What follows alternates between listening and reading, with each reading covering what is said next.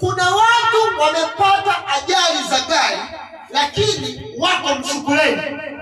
Kuna watu wameumwa kichwa na wako msukuleni na walikufa kwa sababu ya kichwa. Kuna watu waliumwa malaria wakafa kwa ajili ya malaria lakini wako msukuleni. Je, kitu gani kinachosababisha wachawi mpaka watengeneze tukio alafu waje wachukue mtu wao? Wanajua wakifanya kwa njia ya kawaida wanaweza kujulikana, na ndio maana yanaamuliwa yatengenezwe matukio ionekane.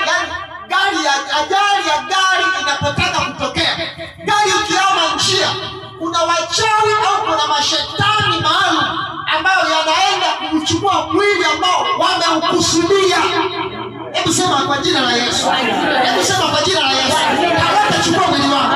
Hawatachukua mwili wa mwanangu. Kwa damu ya Yesu. Hebu sema kwa damu ya Yesu. Hawatachukua kabisa. Unaona sasa tukio linatengenezwa.